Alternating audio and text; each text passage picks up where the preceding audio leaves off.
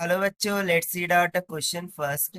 A ball of mass 0.15 kg is dropped from the height of 10 meters, strike the ground and rebounds to the same height. The magnitude of impulse imparted to the ball is g is equals to 10 meter per second square near me.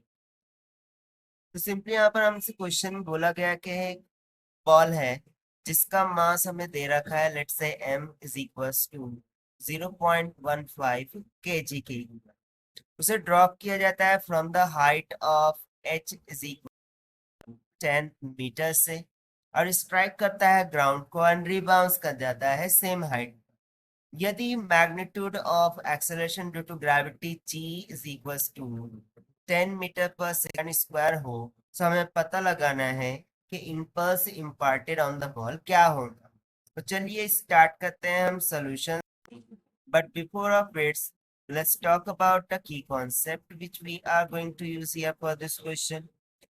So since we remember that the velocity of ball just after or just hitting the ground, this is given by v1 is equals to under root of 2gh.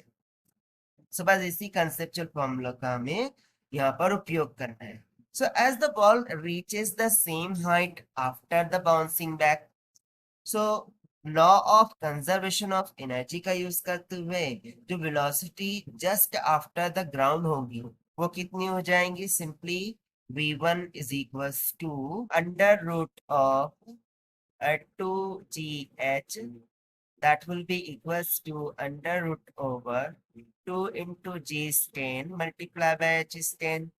सो ये near about निकल के आ जाएंगी 14.14 meter पर second की। अब चूंकि यहाँ पर रीबाउंस हो रहा है, so by using the law of conservation of energy after rebouncing, यदि हम बात करें फाइनल वेलोसिटी की, सो उसका मैग्नीट्यूड भी क्या होगा, सेम होगा, but direction will be different. यदि ये डाउनवर्ड डायरेक्शन में थी होंगी पॉजिटिव, सो ये अपवर्ड डायरेक्शन में होंगी एज नेगेटिव 14.14 मीटर पर second. Now we remember that जो इम्पल्स इम्पार्टेड होता है ऑन द बॉडी, ये किसके इक्वल होता है, चेंज इन मोमेंटम के। अब मोमेंटम का फॉर्मूला हमें पता है, p is equals to mass into velocity.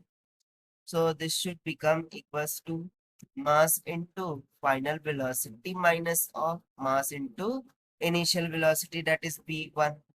So this should be equals to m common कर लेंगे, final velocity minus initial velocity.